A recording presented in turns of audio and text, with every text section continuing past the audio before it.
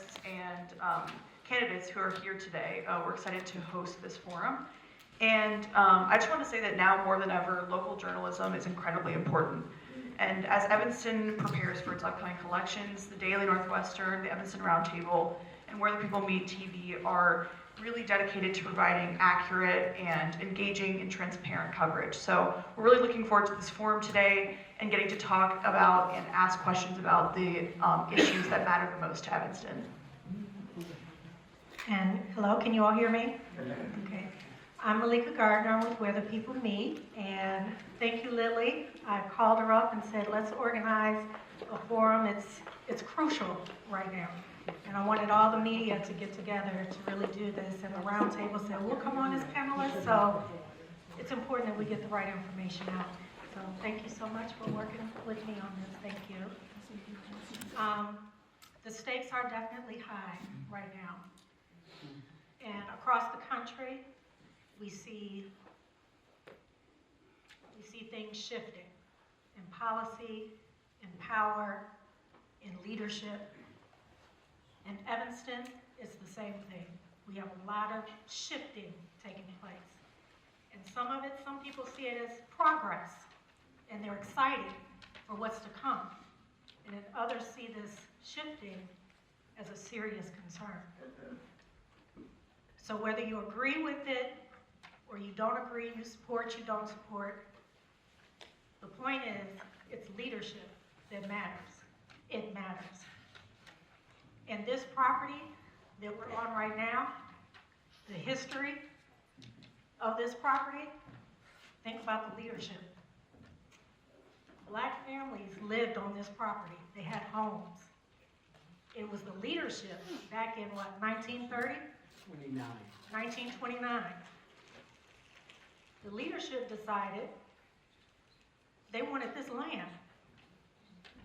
So they literally picked up the houses from the ground and moved them to the 5th Ward. That's how powerful leadership is. That's how powerful it is. And that's how powerful elections are. Because guess what? It can happen again. Might be happening right now, it just doesn't look the same. So we gotta pay attention, we gotta stay engaged, we gotta stay informed. And so I thank my media crew, friends here, Heidi Randhava helping us out, my partner in crime, Don here, Percy, my mom, everybody, and all of you for coming out, because you could have been at the Super Bowl, watching the Super Bowl. But you put Evanston first, and that speaks volumes, and I thank you. So listen closely to all the candidates, the questions, and we will be coming out to get questions from you to ask the candidates. And thank you to the candidates. They're all coming at their different times.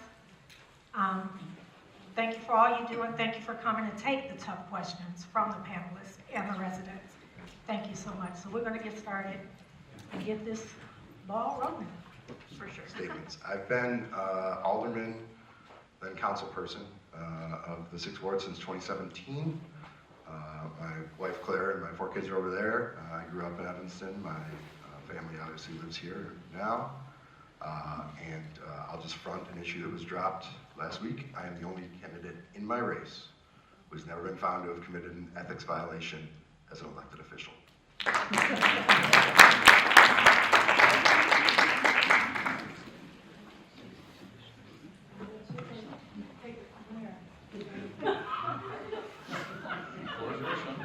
All right, well, just going off of that. You can fact check it too. I'm very aware. So your opponent fired off this press release, 2 press releases, I believe. And what was your kind of immediate response to that? Sure. 60 seconds, yeah. Well, I mean, it's to be expected. We're in a political campaign. I've had this job since 2017. Never been accused of any conflict of interest, never had an ethics complaint filed against me. I've been an attorney and a lobbyist since 2006. Never had an ethics complaint filed against me in either one of those positions. Nothing in there is new. It was a lot of conjecture. I think it's personally offensive because, like I said, I am from here. I have a name here. I have a family here. I take that very seriously. I also think that it is disingenuous for her to say that she hasn't filed an ethics complaint because the ethics board hasn't met. There is a form on the City of Evanston's website. If she wants to file an ethics complaint, if she has evidence, any sort, there you are, Candace. If you have evidence of any sort of conflict of interest, go right ahead. I encourage you to. Furthermore, you, Tracy Kutraki, who is the editor of the Roundtable, and Paul Gorn, who is the superintendent of District 65, reached out to me in 2015 for help in Springfield. So clearly there is value to the expertise I have. 10 seconds. When you had your failed bid for state representative, you reached out to me to help you receive the support of the Chicago Teachers Union. So again, there is value when it's value to you. But now that you are in a campaign against me, you've decided that that's the tack you're going to take. And I'm happy to play your game. But I want it to be clear. The only person who's ever been found to have committed a violation of ethics as an elected official that is in my race is Candance Chow, and she's right there. I do want to address the fact there is an ongoing business relationship Between Tracy Kutraki, the editor of the Roundtable, Can you start the sentence again? there's an ongoing business relationship between Tracy Kutraki, the editor of the Roundtable, and Candance Chow. I think that should be noted in any Roundtable coverage of our race.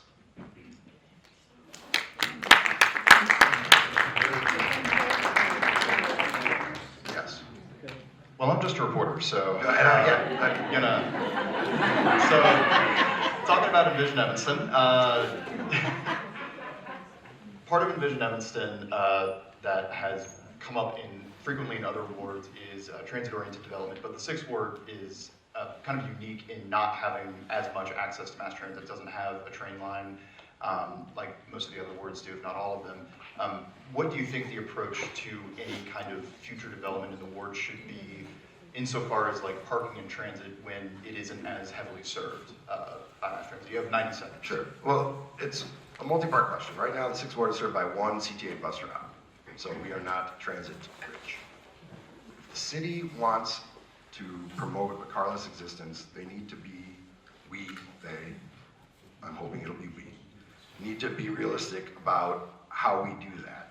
And whether that's supplementing transit options at the municipal level through some sort of car sharing or, a partnership, we can't be transit dependent and also dependent upon the RTA and CTA to meet the needs of Northwest Evanston.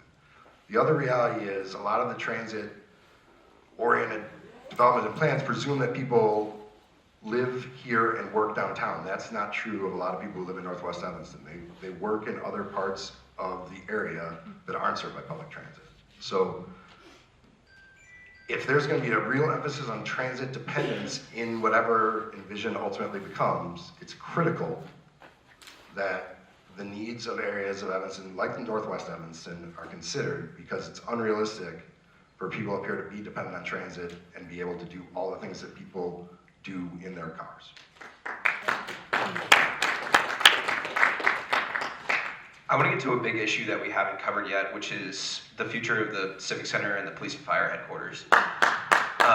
So the Civic Center obviously is being moved. It was just announced this past week. It'll be fully moved by April 1st. So what do you think of that process, and what would you like to see happen if you're reelected to that current facility? Okay. quickly, there's a minor part. There's a minor piece that's not being included, but it is the redesign of the city's website, which is a critical piece of it, because if we do that correctly, and it's a rare opportunity in Evanston to just straight up improve something without people having a nostalgia about what once was, we can reduce the amount of services that require in-person visits to the Civic Center. That's critical because that can reduce the amount of space that the Civic Center needs. And that's critical because that can open up a lot of possibilities for co-locating the Civic Center with other city functions. One of the issues that we have is maintaining buildings. We're not very good at it, and we'll see where, yeah, I know you know, sir. So the fewer buildings that we have to maintain while maintaining the same level of service, the more efficiently we can run. The issue with the Civic Center and the lease at 909 Davis and the inclusion of the Civic Center and the TIF and all sorts of things have all pushed it towards we will not be using the current Civic Center site as a future Civic Center. That hasn't been decided, but that's where the trend line is going. So as it relates to the Civic Center, I'm for whatever is most cost effective, which is not necessarily going to be the cheapest, most accessible and most adjustable to whatever changing needs there are going forward. The police and fire headquarters, which is really mostly the police headquarters, the fire component of it is largely just classrooms and conference space. It's probably operationally a good idea for them to be co-located, so they will, but it's not the unique build-out that a police station is. The police station, the biggest mistake I think we can make is trying to repurpose an existing building for a function it was never intended for something that's that specific and important. Okay, great. We're going to move into resident questions in just a second. I just wanted to note that Candance Chow will have the opportunity to speak at the end of the forum after the mayoral section, just due to a late RSVP for the event. So we'll now go into resident questions. Councilmember, you mentioned you've been in council since 2017? Correct. Okay, so, you know, we've got a lot of big challenges in Evanston, and nobody can do it alone. Can you give us 2 examples of something you've achieved because you've collaborated with 2 of your colleagues on city council? Thank you, Susan, I appreciate that. The pension plan that we have, which gets our pensions fully funded, is something that we all worked on collaboratively. I think that, even though it doesn't directly show up in the same way that a lot of the ribbon cutting events that we like to do as elected officials do, that is a significant piece of policy that pushes our city forward. And we'll have long-term positive financial advantages to the city. But again, that is not something that is visible in the same way as a new park, Robert Crown, things like that. But in terms of things that we've done that really matter, that's something that I've collaborated with all my colleagues on. And the other thing that I wish I would have been able to convince one colleague to come along with is getting a better deal on Ryan. That's the other thing. It's not just about what you get done, it's about what you stand for and what you oppose. And on that, and I'll let the people who voted for it come up here and tell you why it was great. But the reality is that is the biggest squandered opportunity in the last 100 years.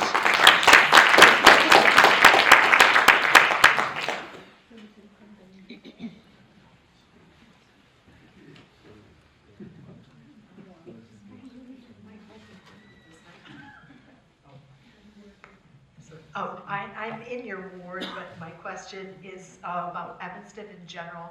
You touched on transportation, someone else mentioned laundromats, but looking at the big picture, our community as a whole, if housing units are increased, what are some other things, or are there, laundromats, transportation, things like that, that you think are priorities that also might have to be where we see changes or modifications or things that would go in tandem with increased number of housing units? Well, the number of housing units, increasing housing units, the advantage to that is hypothetically, increasing housing units allows more people to get in on a really good thing.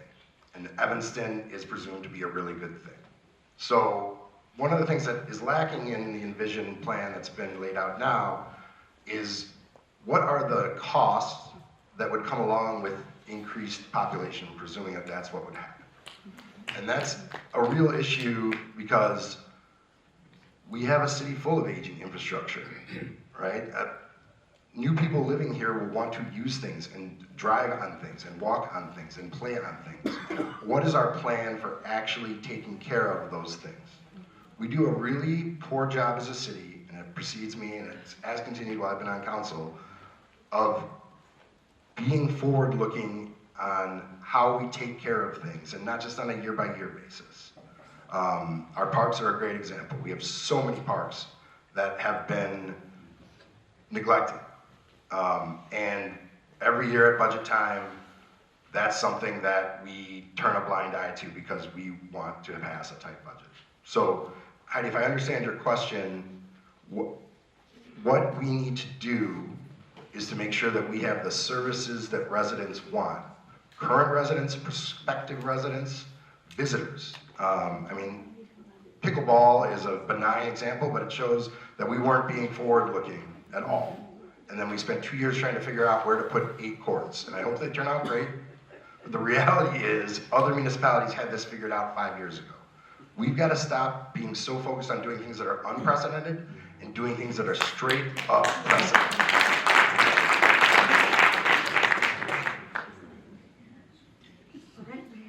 Thank you, Alderperson Tom Suffredin. You want to take 30 seconds to leave everyone with a final thought? Sure. Well, thank you everybody for being here. And Susan, I'll re-answer your question because I think there was an implied that I'm not a person who cooperates with people. I think there is a... 2 examples. All right, perfect. I've got 28 seconds left. So I'm not a person who's going to just go along and get along. When I think something's wrong, I'm going to say it. I represent people, and they expect me to state their point of view. I'm not a person who would sit there and let us hire a city manager who was inferior to other candidates without saying something.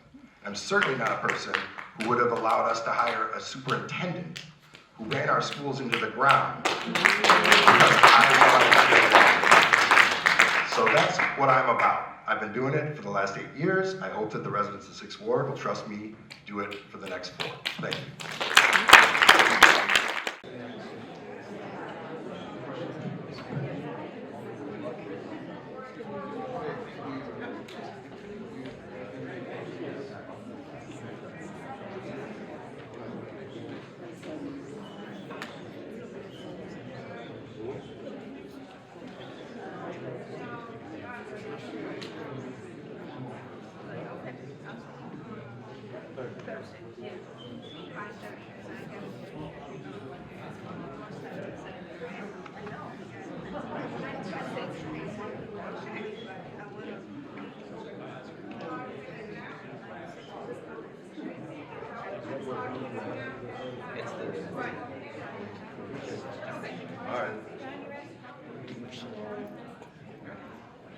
All right, everyone, if you could take your seats or go ahead and head out to the lobby. We're going to talk to Candance Chow now.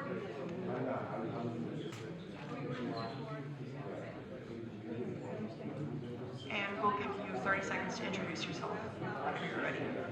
Okay, everyone, I'm the caboose on this train. So for those of you who are still here, thank you very much. I've had 4 hours to take copious notes, so I'm ready.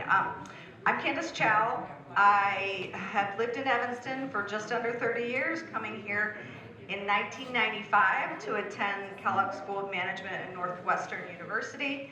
And except for a couple years as a newlywed in the city, I've been here ever since.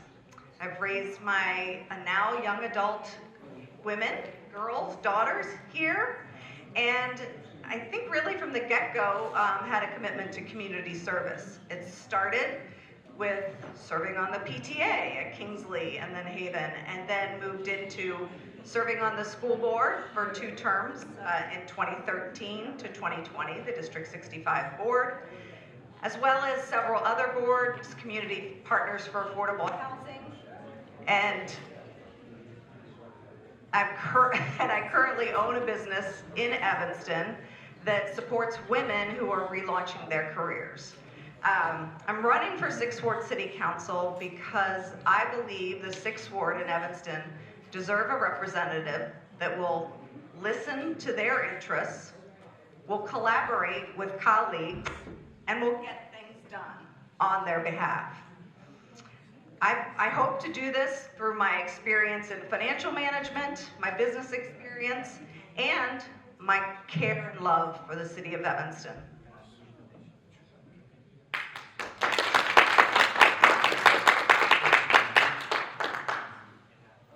Okay, so I'll start this off because your opponent was on the stage earlier, and in response to what you put out on Thursday, and some things that that he discussed. I just wanted to ask to clarify, how would you characterize your current or past relationship with the owner of the Roundtable? Well, the Roundtable is a nonprofit Tracy, organization, that is. so there is no owner. Tracy Quattrocki and she was one of the co-founders of Next Group.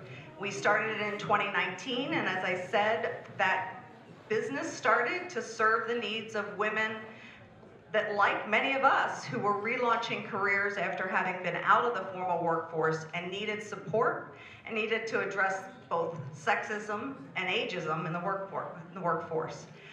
Then Tracy had a more passionate calling, which was the Evanston Roundtable. So of course, we still honor her as a co-founder of the Next Group. She's not involved at all in the day-to-day workings of Next Group, and I think puts in probably 110% in the Evanston Roundtable, but you could ask her folks here if that's to validate that. No comment, and that's not a knock on her, just, yeah. Turning back to the 6th Ward, I'll pose the same question that I posed to your opponent earlier tonight. The 6th Ward, compared to other parts of Evanston, is uniquely lacking in mass transit access, as far as like no rail access, I believe only one bus route. And much of the focus of Envision Evanston has been around how do we build around Evanston's transit and maybe rethink parking and transportation. So in the 6th Ward, how do you think that future development should be structured around transportation? And like, how should it figure into the ward's development over the next 20 years? Thank you. Transportation is critical, as you said. You know, the 6th Ward has one bus line, and that is not reliable or consistent. Over the course of 2 of my daughters going to ETHS, the first one took the bus every day.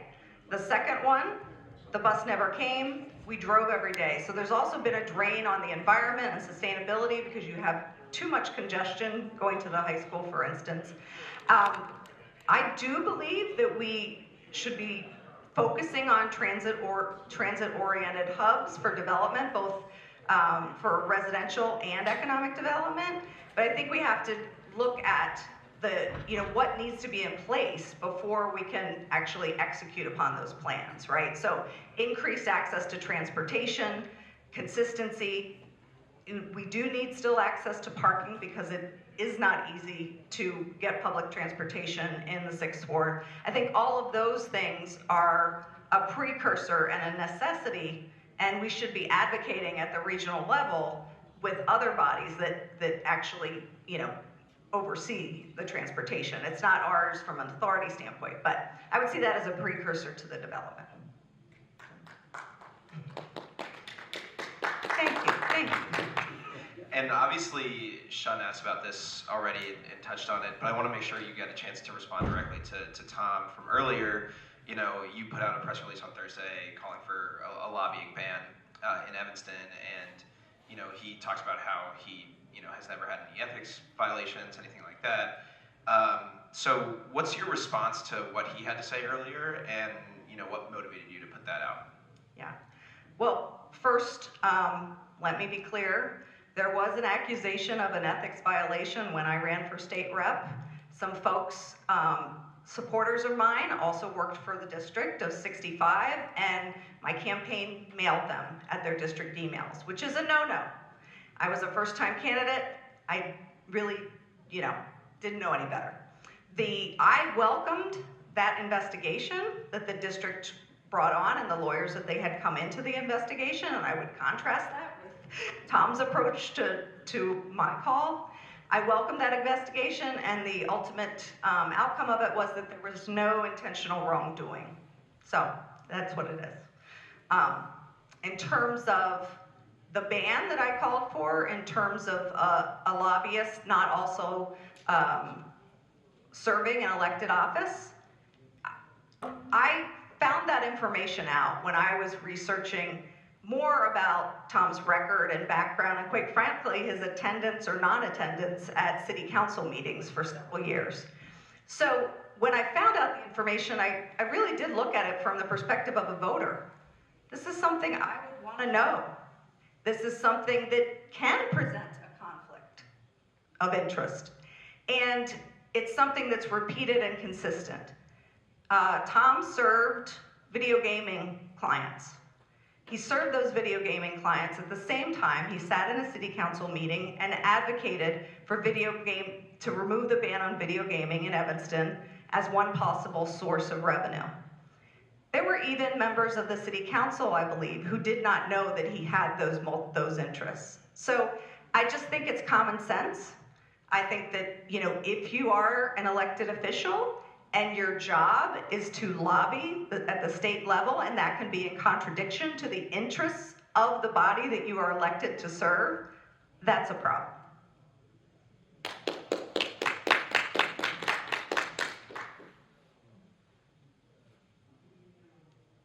Can you hear me? Yes. So earlier, I had brought up a question when Alderperson Kelly was up here in regards to that hearing with Judge Nancy Maldonado in the 20-year decree, the situation with Northwestern trying to break that agreement so that Northwestern could do whatever Northwestern wants to do without having community engagement with the residents. I saw some of your supporters or some of the people who were behind that. If that does happen again, how will you respond? Can you clarify what happens again? We weren't here for the earlier conversation. Yeah, I did okay. leave for a bit because, Okay. the dog needed walking.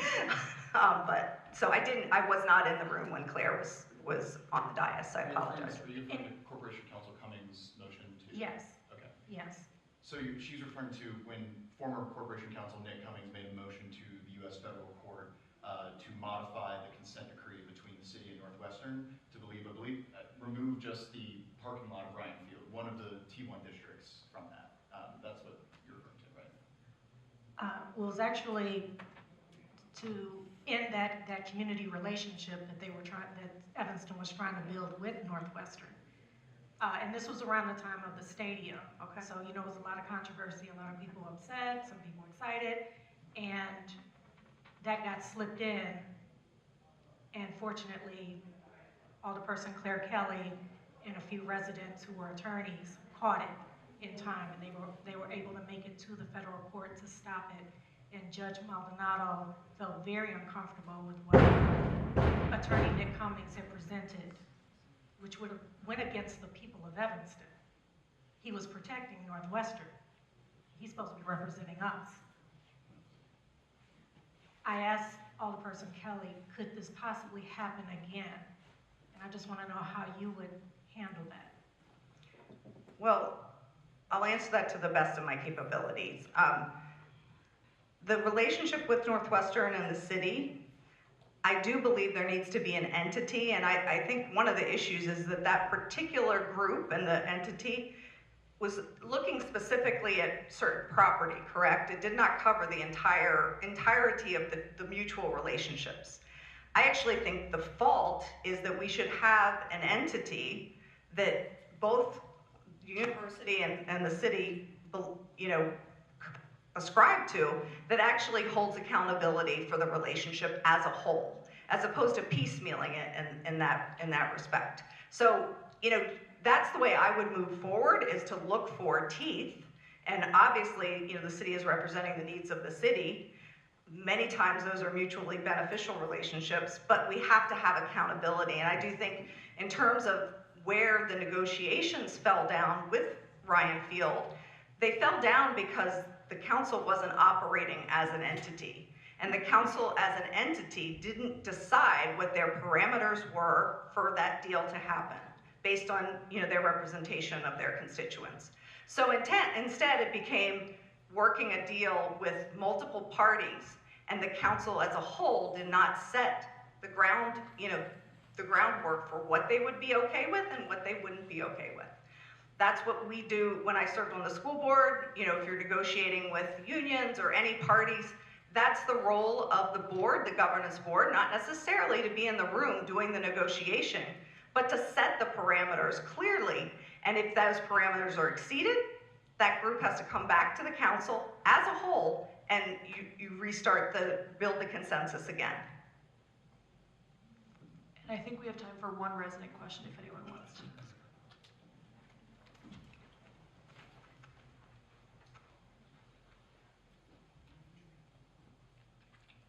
Was it a piecemeal or a total? Anything's. Can you hear me? I can hear you, yes, Okay. thanks. Can't tell where my voice is coming from. You were sitting in back while Tom was on the podium. Yes, I was. Was there a good reason for that? I'd be happy to explain. The second part of the question okay. is, what would you have been saying to Tom about his record? Would you have criticism of what he was doing while during his time in office? Thank you. So to the first part of the question, I think was mentioned earlier, originally I declined the invitation because I was supposed to be visiting my daughter in Michigan. I was able to make changes to my travel plans, and then just in January, I accepted the invitation. At that point, I think it would have, the feeling from the organizers that it would have messed up the agenda overall and not be considerate to others if we sat on the dais together. So that's why I was added at the end. Had I been on the stage, the one question that was answered from residents was, what are your accomplishments? What do you feel your accomplishments are in office and when you've been able to collaborate? Mr. Suffredin noted that one of his accomplishments was the pension movement, and I guess one of the things that I find very contrasting in the way we would approach this job and the way we do approach this job is that in that example, for instance, yes, I'm sure he was involved in helping fund the pensions, which is really critical through 2050. However, he also voted against each budget that actually allocated monies for that to happen. And the city right now is operating at a deficit budget to the tune of $10 million. So I believe my approach is not to just say no, it's to say, if we do A, B, or C, let's offer alternatives, let's offer solutions. I think that's just a fundamental difference in the way I would approach the job, because ultimately, we are the stewards of the city's finances, and we might want all these things, but we can't have them unless we know how we're going to pay for it. And then we'd like to give you 30 seconds to kind of close it up. Okay, well, this was the fastest one tonight, wasn't it? It was great. Okay, so, Evanston clearly is a very unique and special place. As I mentioned, I came here in 1995.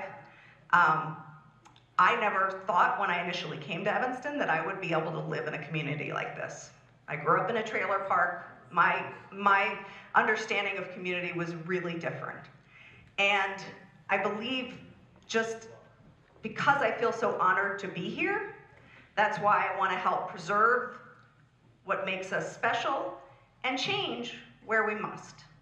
And I think to do that, we really need someone who's going to show up for the job, put in the work, arrive at solutions, not just problems, stabilize our finances, and something that we didn't talk through extensively tonight is be a better place for both businesses and families.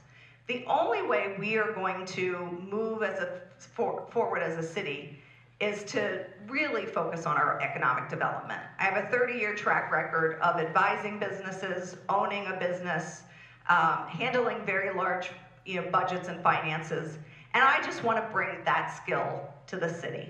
Thank you.